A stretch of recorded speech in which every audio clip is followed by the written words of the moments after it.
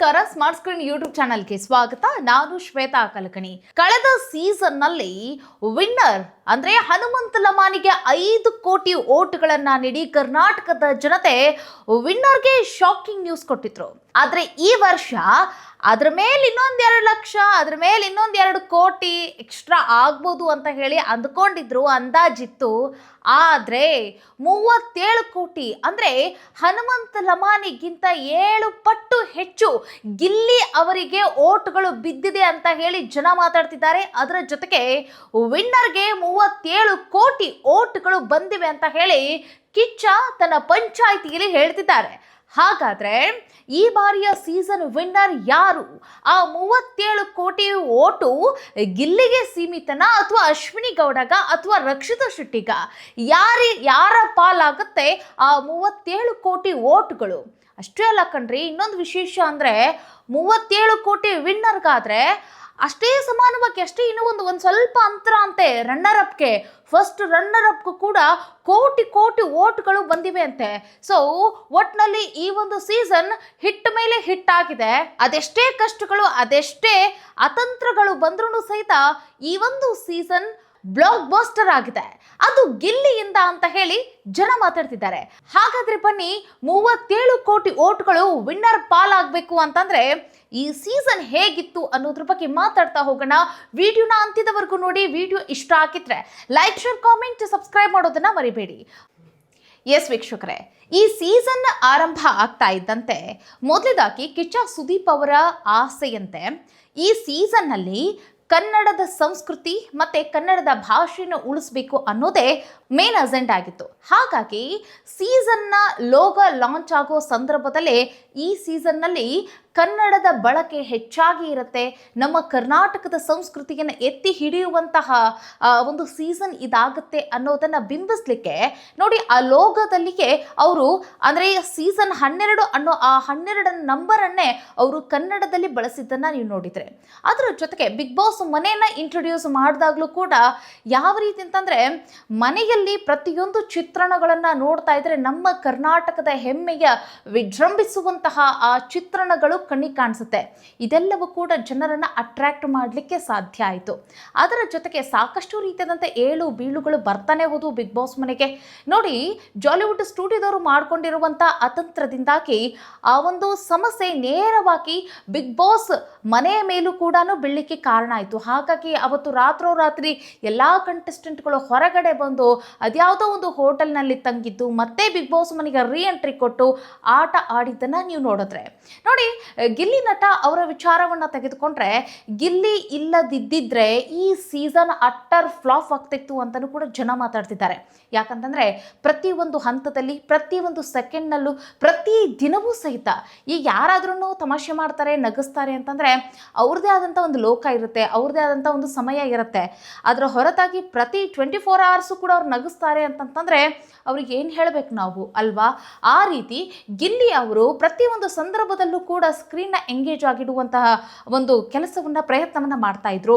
ಹಾಗಾಗಿ ಜನ ಯಾರೆಲ್ಲ ಈ ಸೀಸನನ್ನು ನೋಡಿದಾರಲ್ಲ, ನಕ್ಕು ನಲಿದು ಮತ್ತು ಅವರಿಂದ ಹೆಚ್ಚಿನ ಮನರಂಜನೆಯನ್ನು ಪಡೆದವರು ಗಿಲ್ಲಿನೇ ಈ ಬಾರಿಯ ವಿನ್ನರ್, ಗಿಲ್ಲಿನೇ ವಿನ್ನರ್ ಆಗ್ತಾನೆ ಅಂತ ಹೇಳಿ ಎಲ್ಲರೂ ಮಾತಾಡ್ತಿದ್ದಾರೆ. ಇನ್ನು ಈ 37 ಕೋಟಿ ಓಟ್ಗಳು ಹೆಂಗೆ ಸಾಧ್ಯ? ಏನಾದರೂ ಸುಳ್ಳುಗಳು ಹೇಳ್ತಾರಾ? ಯಾಕಂತಂದರೆ ನಮ್ಮ ಕರ್ನಾಟಕದಲ್ಲಿ 37 ಕೋಟಿ ಜನ ಇದ್ದಾರಾ? ಇಲ್ಲ. ಈ 37 ಕೋಟಿ ಓಟ್ಗಳು ಹೆಂಗೆ ಬರಲಿಕ್ಕೆ ಸಾಧ್ಯ ಅನ್ನೋ ಈ ಪ್ರಶ್ನೆಯೂ ಕೂಡ ಎದುರಾಗ್ಬೋದು. ಎಸ್ ವೀಕ್ಷಕರೇ, ನೀವು ಅಂದರೆ ಒಂದು 2-3 ತಿಂಗಳದ ಹಿಂದೆ ನೀವು ಒಂದಿಷ್ಟು ಬಿಗ್ ಬಾಸ್ ಕುರಿತಾಗಿ ಹರಿದಾಡ್ತಾ ಇರುವಂಥ ವಿಚಾರಗಳನ್ನು ನೋಡಿದ್ರೆ ನೋಡಿ, ತಲೈವ ರಜನಿಕಾಂತ್ ಅವರ ಮಿಸಸ್ ಕೂಡ ಗಿಲ್ಲಿ ಅವರ ಫ್ಯಾನ್ ಅಂತೆ. ನೋಡಿ, ಅವರು ಕೂಡ ಕನ್ನಡ ಬಿಗ್ ಬಾಸ್ ಅನ್ನ ನೋಡ್ತಾ ಇದ್ರಂತೆ. ಅವ್ರಿಗೂ ಕೂಡ ಗಿಲ್ಲಿ ಅಂದರೆ ಇಷ್ಟ, ಗಿಲ್ಲಿಯ ಕಾಮಿಡಿನ ಇಷ್ಟಪಡ್ತಿದ್ರಂತೆ. ಅರ್ಥ ಮಾಡ್ಕೊಳ್ಳಿ, ರಜನಿಕಾಂತ್ ಅವರು ಒಂದು ವೇದಿಕೆ ಮೇಲೆ ಗಿಲ್ಲಿಯ ಕುರಿತಾಗಿ ಮಾತಾಡ್ತಾರೆ. ನಾನು ಬಿಗ್ ಬಾಸ್ ನೋಡಲ್ಲ, ಅದರಲ್ಲೂ ಕನ್ನಡದ ಬಿಗ್ ಬಾಸ್ ಅನ್ನ ನಮ್ಮ ವೈಫ್ ನೋಡ್ತಾರೆ, ಅವರಿಗೆ ಗಿಲ್ಲಿ ಅಂದರೆ ಇಷ್ಟ ಅಂತ ಹೇಳ್ಕೊಂಡಿದ್ರು. ಹೀಗೆ ಒಂದಷ್ಟು ಭಾಷೆಯ ನಟರು ಅವರು ಬಿಗ್ ಬಾಸ್ನ ಕುರಿತಾಗಿ ಹೇಳಿಕೆಯನ್ನು ಕೊಟ್ಟಿದ್ರು. ಮತ್ತು ಅವರು ಗಿಲ್ಲಿನ ಇಷ್ಟಪಡೋದ್ರ ಬಗ್ಗೆ ಕೂಡ ತಮ್ಮ ಅಭಿಪ್ರಾಯವನ್ನು ಹಂಚಿಕೊಂಡಿದ್ರು. ಇದು ಕರ್ನಾಟಕಕ್ಕೆ ಸೀಮಿತವಾದದ್ದ ಈ ಒಂದು ಬಿಗ್ ಬಾಸ್ ಸೀಸನ್ 12 ಇಲ್ಲ, ಬೇರೆ ಬೇರೆ ರಾಜ್ಯಗಳಲ್ಲೂ ಕೂಡ ಆವರಿಸಿಕೊಂಡಿತ್ತು. ಹಾಗಾಗಿ ಬೇರೆ ಬೇರೆ ರಾಜ್ಯದ ಜನರು ಕೂಡ ಬಿಗ್ ಬಾಸ್ ಸೀಸನ್ 12 ಗುರುತಿಸಿದ್ರು, ನೋಡಿದ್ರು, ಹಾಗೆ ಗಿಲ್ಲಿಯಿಂದ ಮನರಂಜನೆಯನ್ನ ಪಡೆದ್ರು. ನೋಡಿ, ಅವರಿಗೆ ಭಾಷೆ ಅರ್ಥ ಆಗ್ಲಿಲ್ಲ ಅಂದ್ರೂ ಸಹಿತ ಆ ಗಿಲ್ಲಿಯ ತುಂಟತನ ಮತ್ತೆ ಆ ಮಾತು ಅದೆಲ್ಲವೂ ಕೂಡ ಬೇರೆ ಭಾಷೆದವರನ್ನು ಕೂಡ ಸೆಳಿಲಿಕ್ಕೆ ಒಂದು ಸಾಧ್ಯ ಆಯಿತು ಅಂತಂದ್ರೆ ತಪ್ಪಿಲ್ಲ. ನೋಡಿ, ಬೇರೆ ರಾಜ್ಯ ಅಂತ ಅಷ್ಟೇ ಅಲ್ಲ, ಬೇರೆ ದೇಶದವರು ಕೂಡ ಈ ಸೀಸನ್ ಅನ್ನ ನೋಡಿದಾರಂತೆ. ಸಾಕಷ್ಟು ರೀತಿಯಾದಂತಹ ಆ ರೀತಿಯಾದ ಪೋಸ್ಟ್ಗಳು ಸೋಷಿಯಲ್ ಮೀಡಿಯಾದಲ್ಲಿ ಹರಿದಾಡಿದ್ವು. ಈ ವಿಚಾರವನ್ನ ನೀವು ನಂಬೋದಾದ್ರೆ ನಂಬಿ ಬಿಟ್ರೆ ಬಿಡಿ, ಯಾಕಂತಂದ್ರೆ ಇದು ಸೋಷಿಯಲ್ ಮೀಡಿಯಾದಲ್ಲಿ ಓಡ್ತಾ ಇದ್ದಂತಹ ವಿಚಾರ, ಅದನ್ನ ನಾನು ನಿಮ್ಮ ಮುಂದೆ ಹೇಳ್ತಾ ಇದ್ದೀನಿ. ಇನ್ನು ನಂತರ ಈ ಸೀಸನ್ ನಲ್ಲಿ ರಕ್ಷಿತಾ ಶೆಟ್ಟಿಯ ಕಾಂಟ್ರಿಬ್ಯೂಷನ್ ಕೂಡ ಹೆಚ್ಚಾಗಿದೆ. ಅವ್ರಿಗೆ ಭಾಷೆ ಬರದೇ ಇದ್ರೂ ಸಹಿತ ಭಾಷೆಗಾಗಿ ಪ್ರಯತ್ನ ಪಟ್ಟಿದ್ದು, ಕನ್ನಡವನ್ನ ಕಲಿಲೇಬೇಕು ಅಂತ ಹೇಳಿ ಅವರ ಇಚ್ಛೆ, ಆ ಆಸೆ. ಮತ್ತೆ ಈ ಹೊತ್ತಿಗೆ ಅವ್ರಿಗೆ ನೋಡಿ, ಮುಂಚೆ ಎಲ್ಲ ಅವ್ರಿಗೆ ಮಾತಾಡಲಿಕ್ಕೆ ಕಷ್ಟ ಆಗ್ತಿತ್ತು. ಈಗ ಅವರು ಭಾಷೆನ ಕಲಿತಿರುವಂತಹ ಆ ಒಂದು ಅವರ ಒಂದು ಪ್ರಯತ್ನ ಏನಿದೆಯಲ್ಲ, ಸೊ ಅದಕ್ಕೂ ಕೂಡ ಜನ ಇಷ್ಟಪಟ್ಟಿದ್ದಾರೆ. ಮತ್ತೆ ಅವ್ರಿಗೂ ಕೂಡ ಅಪಾರವಾದಂತಹ ಫ್ಯಾನ್ ಫಾಲೋವಿಂಗ್ ಇದ್ದಾರೆ.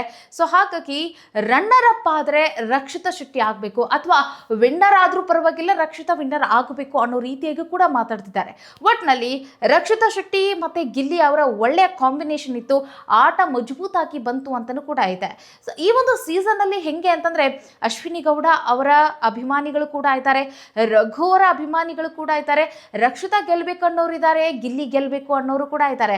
ಒಟ್ನಲ್ಲಿ ಇವರೆಲ್ಲ ನೋಡಿ ಹೆಂಗಂತಂದ್ರೆ, ಅಶ್ವಿನಿ ಗೌಡ ಅವರೇ ಒಂದು ಜಾಸ್ತಿ, ಇವ್ರು ಹೆಂಗಂತಂದ್ರೆ ನೆಗೆಟಿವ್ ಅಲ್ಲಿ ಪೋಟ್ರೆ ಆಗಿತ್ತು. ಈ ಮೂವರು ಮಾತ್ರ ಅತಿ ಹೆಚ್ಚಿನದಾಗಿ ಪಾಸಿಟಿವ್ ಆಗಿ ಜನಗಳ ಮನಸ್ಸಿಗೆ ಕನೆಕ್ಟ್ ಆಗ್ತಾ ಹೋದ್ರು. ಹಾಗಾಗಿ ಇವ್ರಿಗೆ ಓಟ್ಗಳು ಜಾಸ್ತಿ ಬಂದಿದ್ದಾವು. ಮತ್ತೆ ಇವರೆಲ್ಲ ಗೆಲ್ಲಬೇಕು ಅಂತಲೂ ಕೂಡ ಇಚ್ಛೆ ಪಡ್ತಿದ್ದಾರೆ, ಆಸೆ ಪಡ್ತಿದ್ದಾರೆ ಜನ. ಕಾದ್ ನೋಡೋಣ ಏನೆಲ್ಲ ಆಗ್ಬೋದು ಅಂತ ಹೇಳಿ. ನಿಮ್ಮ ಪ್ರಕಾರ ಈ 37 ಕೋಟಿ ಓಟು ಯಾರಿಗೆ ಸೀಮಿತವಾದದ್ದು, ಯಾರಿಂದ 37 ಕೋಟಿ ಓಟು ಬಂದಿದೆ ಅನ್ನೋದನ್ನ ಕಮೆಂಟ್ ಮಾಡಿ. ಒಟ್ಟಿನಲ್ಲಿ 37 ಕೋಟಿ ಓಟುಗಳು ಈ ಒಂದು ಸೀಸನ್ಗೆ ಬಂದಿದ್ದವು ಅಂತಂದ್ರೆ ನೀವು ಅರ್ಥ ಮಾಡ್ಕೊಳ್ಳಿ ಅದೆಷ್ಟರ ಮಟ್ಟಿಗೆ ಜನ ಸೀಸನ್ ಅನ್ನ ನೋಡಿದ್ದಾರೆ. ಮತ್ತೆ ಅವರು ಪ್ರೀತಿಸುವಂತ ಆ ಒಂದು ಕಂಟೆಸ್ಟೆಂಟ್ ಅನ್ನ ಅದೆಷ್ಟು ಇಷ್ಟಪಟ್ಟು ಅವರಿಗೆ ಓಟ್ ಮಾಡಿರುವಂತ ಆ ಪ್ರೀತಿ ಕಾಳಜಿಯನ್ನ ಗಮನಿಸಿ ನೀವು. ಇದೆಲ್ಲದರ ಹೊರತಾಗಿ ಕಲರ್ಸ್ ಕನ್ನಡಕ್ಕೆ ಎಷ್ಟು ಬೆನಿಫಿಟ್ಸ್ ಆಯ್ತು ಈ ಒಂದು ಸೀಸನ್ ಇಂದ ಅಂತಂದ್ರೆ, ಅವರು 37 ಕೋಟಿ ಅಂದ ತಕ್ಷಣ ಎಲ್ಲರ ಕಣ್ಣು ನಿಬ್ಬೆರಗಿಂದ ನೋಡಿತೆ ಆ ಕಲರ್ಸ್ ಕನ್ನಡದ TRP ಯಾವ ಮಟ್ಟಿಗೆ ಹೋಗಿರಬೇಡ ಅಂತ ಹೇಳಿ. ಟಾಪ್ 1 ಚಾನಲ್ ಆಗಿದೆ ಕರ್ನಾಟಕದಲ್ಲಿ ಅಂತಂತಂದರೆ, ಸೊ ಅದಕ್ಕೆ ಮೇನ್ ಕಾರಣ ಅಂತಂದರೆ ಈ ರೀತಿ 37 ಕೋಟಿ ಎಷ್ಟು ಓಟ್ಗಳು ಬಂದಿದೆ. ಅದರ ಅರ್ಥ ಪ್ರತಿ ವಾರವೂ ಕೂಡ ಯಾರಾದರೂ ನಾಮಿನೇಟ್ ಆದಾಗ ಅಂತಂದರೆ, ಅವರವರ ಫೇವ್ರೇಟ್ ಕಂಟೆಸ್ಟೆಂಟ್ಗಳು ನಾಮಿನೇಟ್ ಆದಾಗ ಅವ್ರಿಗೆ ಪ್ರತಿ ಬಾರಿ ಅವರು ಏನು 99 ಟೈಮ್ಸ್ ಅವ್ರೇನು ವೋಟ್ ಮಾಡ್ತಿದ್ರಲ್ಲ, ಇದೆಲ್ಲವೂ ಕೂಡ ಕಾರಣ ಆಗಿದೆ ಅಂತ ಹೇಳ್ಬೋದು. ಒಟ್ಟಿನಲ್ಲಿ ವೀಕ್ಷಕರೇ, ಈ 37 ಕೋಟಿಯ ಓಟಿನ ಬಗ್ಗೆ ನಿಮ್ಮ ಅಭಿಪ್ರಾಯ ಏನು? ಕಳೆದ ಸೀಸನ್ನಲ್ಲಿ ಹನುಮಂತ ಲಮಾನಿಗೆ 5 ಕೋಟಿ ಓಟು, 10ನೇ ಸೀಸನ್ನಲ್ಲಿ ಕಾರ್ತಿಕ್ ಮಹೇಶ್ ಅವರಿಗೆ 2.5 ಕೋಟಿ ಓಟು ಬಂದಾಗ ಎಲ್ಲರೂ ಆಶ್ಚರ್ಯದಿಂದ ನೋಡಿದರು. ಹನುಮಂತ ಲಮಾನಿಗೆ 5 ಕೋಟಿ ಓಟು ಡಬಲ್ ಆಗಿತ್ತು. ಆದರೆ ಈ ಬಾರಿಯೂ ಕೂಡ ಒಂದು 10 ಅಥವಾ ಒಂದು 8, ಒಂದು 13 ಕೋಟಿ ಓಟು ಬರ್ಬೋದು ಅಂತ ಹೇಳಿ ಅಂದಾಜಿತ್ತು. ಆದರೆ ಹನುಮಂತ ಲಮಾನಿಗಿಂತ 7 ಪಟ್ಟು ಹೆಚ್ಚು ಓಟುಗಳು ಈ ಸೀಸನ್ಗೆ ಬಂದಿದ್ದಾವು ಅಂತಂದರೆ ಗ್ರೇಟ್ ಅಂತಲೇ ಹೇಳ್ಬೋದು. ಎಲ್ಲರ ಅಭಿಪ್ರಾಯದಂತೆ ಗಿಲ್ಲಿ ಏನಾದ್ರೂ ವಿನ್ನರ್ ಆದರೆ ಆ 37 ಕೋಟಿಯ ವಾರಸ್ದಾರ ಗಿಲ್ಲಿ ಆದರೆ, ಗಿಲ್ಲಿಯ ತಾಕತ್ತು, ಆ ಹವಾ ಎಷ್ಟರ ಮಟ್ಟಿಗಿದೆ ಅನ್ನೋದನ್ನು ನೀವು ನೋಡ್ಬೋದು. ಅದರ ಜೊತೆಗೆ ಮುಂದೆ ಗಿಲ್ಲಿ ಈಗ ಬಿಗ್ ಬಾಸ್ ಮನೆಯಿಂದ ಹೊರಗಡೆ ಬಂದಾದ ನಂತರ ಗಿಲ್ಲಿಗೆ ಯಾವೆಲ್ಲ ಆಫರ್ಗಳು ಬರ್ಬೋದು, ಆಪರ್ಚುನಿಟಿ ಬರ್ಬೋದು. ಈ ಹಿಂದೆ ಎಲ್ಲ ಅವರು ತುಂಬ ಅಂದರೆ ತುಂಬ ಕಷ್ಟಪಟ್ಟು 2016ರಿಂದ ಈ ಬೆಂಗಳೂರಿಗೆ ಅವರು ಬರುವಂಥ ಸಂದರ್ಭದಲ್ಲಿ ಅವ್ರ ಕೈಯಲ್ಲಿ ಏನೂ ಕೂಡ ಅಂದರೆ ಏನೂ ಇರಲಿಲ್ಲ, ತಿನ್ನಕ್ಕೆ ಊಟ ಇರಲಿಲ್ಲ, ಮತ್ತು ಹಾಕೊಳ್ಳಿಕ್ಕೆ ಬಟ್ಟೆ ಇಲ್ದಿರುವಂಥ ಸಮಯ ಅದು. ಸೊ ಅಂಥದ್ರಲ್ಲಿ ಬಿಗ್ ಬಾಸ್ ಮನೆಯವರೆಗೂ ಕೂಡ ಅವರು ಅವರ ಜರ್ನಿ ಸಾಕೊಂಡು ಬಂದಿದೆ. ಸೊ ಇಲ್ಲಿಗೆ 37 ಕೋಟಿಯ ಒಂದು ದೊಡ್ಡ ಸಕ್ಸಸ್ ಸಿಗುತ್ತೆ ಅಂತಂದರೆ ಇನ್ನು ಮುಂದೆ ಅವ್ರನ್ನ ಹಿಡಿದವ್ರು ಯಾರು? ಅವ್ರಿಗೆ ಹೆಂಗಂತಂದರೆ ಇನ್ನು ಮುಂದೆ ಈಗ ಏನಂತಂದರೆ ಮುಟ್ಟಿದ್ದೆಲ್ಲ ಚಿನ್ನ ಅನ್ನೋ ರೀತಿಯಾಗಿ ಅವರ ಜೀವನ ಸಾಗ್ತಾ ಹೋಗುತ್ತೆ. ಹೀರೋ ಆಗಿ ಅವರು ಮುಂದೆ ತೆರೆ ಮೇಲೆ ಕಾಣಿಸ್ಕೊಳ್ತಾರ, ಒಬ್ಬ ಕಾಮಿಡಿಯನ್ ಆಗಿ ತೆರೆ ಮೇಲೆ ಕಾಣಿಸ್ಕೊಳ್ತಾರ, ಅವ್ರಿಗೆ ಬಿಟ್ಟಿರುವಂಥ ಆಪ್ಷನ್. ಯಾಕಂತಂದರೆ ಕಳೆದ ಸೀಸನಲ್ಲಿ ಹನುಮಂತ ಲಮಾನಿಗೂ ಕೂಡ ಈ ರೀತಿಯಾದಂತಹ ಸಿನಿಮಾಗಾಗಿ ಆಪರ್ಚುನಿಟಿ ಹೋದು, ಆದರೆ ಹನುಮಂತ ಲಮಾನಿ ರಿಜೆಕ್ಟ್ ಮಾಡಿದರು. ಅದೇ ರೀತಿ ಗಿಲ್ಲಿ ಅವ್ರೇನು ರಿಜೆಕ್ಟ್ ಮಾಡ್ತಾರಾ, ಒಪ್ಕೊಳ್ತಾರಾ? ಇನ್ನು ಮುಂದೆ ನಾವು ಗಿಲ್ಲಿನ ಯಾವ ರೀತಿಯಾಗಿ ನೋಡ್ಬೋದು? ಒಟ್ಟಿನಲ್ಲಿ ಬಡವರ ಮಗ ಈ ರೀತಿ ಇಷ್ಟೊಂದು ಸಂಭ್ರಮದಿಂದ ಗೆದ್ದಿರೋದು ಮಾತ್ರ, ಗೆಲ್ತಾ ಇರೋದು ಮಾತ್ರ ಖುಷಿಯ ವಿಚಾರ ಅಂತ ಹೇಳಕ್ಕೆ ಇಷ್ಟಪಡ್ತೀನಿ. ಸಿಗೋಣ ಮುಂದಿನ ವಿಡಿಯೋದಲ್ಲಿ. ನಮಸ್ಕಾರ. ನಿಮ್ಮ ಅಭಿಪ್ರಾಯ ಕಾಮೆಂಟ್ ಮಾಡೋದನ್ನ ಮರಿಬೇಡಿ. ನಿಮ್ಮ ಪ್ರಕಾರ ಆ 37 ಕೋಟಿ ಯಾರದ್ದು ಕಾಮೆಂಟ್ ಮಾಡಿ. ಸಿಗೋಣ.